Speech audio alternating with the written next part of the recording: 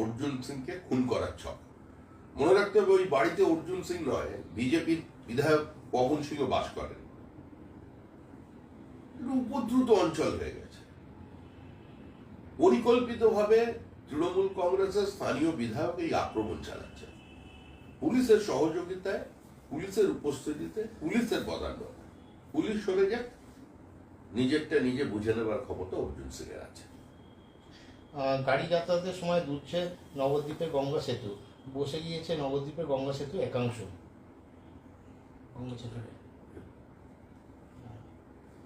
বন্ধ হতে চলেছে মুখ্যমন্ত্রীর স্বপ্নের প্রকল্প, দুর্গাপুরে মা ক্যান্টিন বন্ধ করার সিদ্ধান্ত। মা ক্যান্টিন বন্ধ করার সিদ্ধান্ত মুখ্যমন্ত্রী। মা ক্যান্টিন মুখ্যমন্ত্রী অনেক পরিকল্পনা নেন, অনেকই তার স্বপ্ন থাকে, কিন্তু স্বপ্ন বাস্তব থেকে তো অনেক দূরে। তাই এ ধরনের ঘটনা প্রতিনিয়ত ঘটে চলে, একটু নতুন কিছু নয়। রেলমন্ত্রীর সময় থেকে শুরু হয়েছিল এখন পর্যন্ত। এটা একটা ঘোষণা সর্বস্ব সরকার। উত্তরবঙ্গ মেডিকেল কলেজের অধ্যক্ষের অপসারণ চেয়ে 16 জন বিভাগীয় প্রধান তারা স্বাস্থ্য শিক্ষা অধিকর্তাকে চিঠি দিলেন। তারা চিঠিতে জানালেন যে এই যে পরীক্ষায় নম্বর বাড়ানো চক্র, সেই চক্রের মাথা ছিলেন অধ্যক্ষ। এই অভিযোগে ডিন ফিন সব পদত্যাগ করেছেন, অধ্যক্ষ কেন অপসারিত হবেন না প্রশ্ন তুলে চিঠি দিলেন তারা। আরজি কর, সন্দীপ ঘোষ কোনো বিচ্ছিন্ন ঘটনা নয়। সারা রাজ্য জুড়ে একটা ব্যবস্থা তৈরি করে দিয়েছে তৃণমূল কংগ্রেস, আর তার জন্যই সবাই প্রতিবাদী মুখর। সত্য সাময়িক প্রতারিত হয়ে থাকতে পারে, কিন্তু পরাজিত হয় না। সত্য সামনে আসবেই। আজকে উত্তরবঙ্গে শুরু হয়েছে, কাল দক্ষিণবঙ্গের প্রান্তিক জায়গায় শুরু হবে। সর্বত্র তৃণমূল কংগ্রেসের যে ব্যবস্থা, যে প্রাতিষ্ঠানিক বিধ্বংসী একাধিপত্যবাদ, তার বিরুদ্ধে আজকে মানুষ রুখে দাঁড়াচ্ছে। চিকিৎসকরাও তার মধ্যে আছে। আদালতে সিবিআই চাঞ্চল্যকর দাবি করেছে আজকে।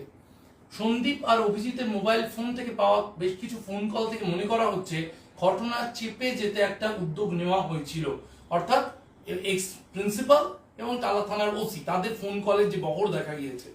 এছাড়া সিএফএসএল রিপোর্ট খতিয়ে দেখার পর সিবিআই জানাচ্ছে ধর্ষণ ও খুনের ঘটনাকে আত্মহত্যা তত্ত্ব দেখানোর চেষ্টা করা হয়েছে কেন তা তদন্ত করে খতিয়ে দেখা হচ্ছে। ধর্ষণ ও খুনের ঘটনায় সঞ্জয় রায়ের ভূমিকা এবং ষড়যন্ত্রে যোগ থাকা, তাকে আশ্রয় দেওয়ার ক্ষেত্রে কার কার ভূমিকা রয়েছে তা তথ্য উঠে আসছে। দেখুন, সমস্ত ছোট ছোট প্লেয়ারদের নাম সামনে আসছে। সন্দীপ ঘোষের পক্ষে এত বড় প্রাতিষ্ঠানিক দুর্নীতিকে, এত বড় লুটকে, পরিকল্পিত হত্যাকাণ্ডকে একা টেনে নিয়ে যাওয়া সম্ভব হয়নি। প্রমাণ লোক, অকুস্থলকে অল্টার করে দেওয়া একা তার পক্ষে সম্ভব হয়নি। শুধু একজন থানার ওসি এত বড় কাণ্ড ঘটিয়ে ফেলেছেন, এটাও বিশ্বাস করা অসম্ভব। তাই এই চাঞ্চল্যকর তথ্যে কিন্তু ধীরে ধীরে মানুষ চঞ্চল হয়ে যাচ্ছে। আমরা শেষ দেখতে চাই। আপনি কি আশঙ্কা করছেন এতে আরো কিছু বড় মাথা জড়িত? আমরা বিশ্বাস করি এটা কোনো বিচ্ছিন্ন ঘটনা নয়, এটা তৃণমূল সরকারের একটা প্রাতিষ্ঠানিক বিধ্বংসী আধিপত্যবাদের একটা লুঠের প্রতিফলন মাত্র। এটা কোনো ঘটনা থেকে এটাকে আলাদা করা যাবে না। এই নিয়ে আরজি কর হসপিটালে 5 জন ডাক্তার মারা গেলেন। ব্যাংশাল কোর্টে পার্থ চট্টোপাধ্যায়ের আজকে শুনানি ছিল।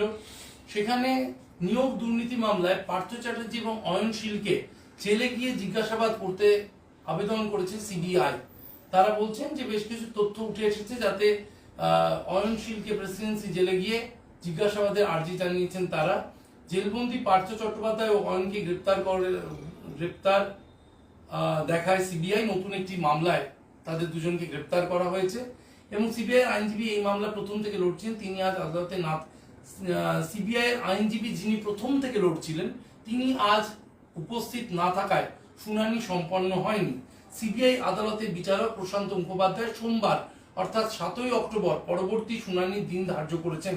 নিয়োগ দুর্নীতিতে ইডি মামলায় সুপ্রিম কোর্টের ইতিহাস দিয়েছে।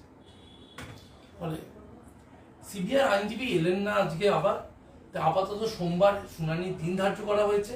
পার্থ চট্টোপাধ্যায় এবং অয়নশীলকে জিজ্ঞাসাবাদ করতে, জেলে গিয়ে জিজ্ঞাসাবাদ করতে উদ্যোগ নিচ্ছে সিবিআই। অনেক দিন তো এই জিজ্ঞাসাবাদ চলছে, কিন্তু অল্প অল্প প্রেমের গল্প হয়ে যাচ্ছে। এবার তো শেষ করুন, প্রকৃত অপরাধীকে সামনে আনুন। শুধু পার্থ চট্টোপাধ্যায় দায়ী? শুধু অয়নশীলের এত বড় ক্ষমতা ছিল ওই প্রাতিষ্ঠানিক লুটকে টেনে নিয়ে যাবো বছরের পর বছর? এটা তৃণমূলের পরিকল্পিত সরকারি ক্যাবিনেটের দুর্নীতি। ফিরহাদ হাকিমের স্টেটমেন্ট, যদি কিছু ভুল হয়ে থাকে সেটা পার্থদার একা নয়, আমাদের সকলের দোষ, কালেকটিভ রেসপন্সিবিলিটি। কোথায় গেল?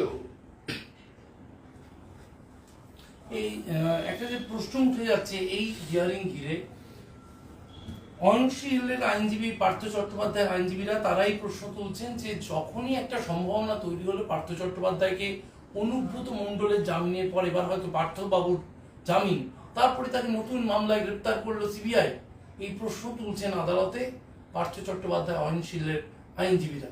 আইনজীবীর প্রশ্ন তুলবে, আদালত সেটা বিচার করে দেখবে।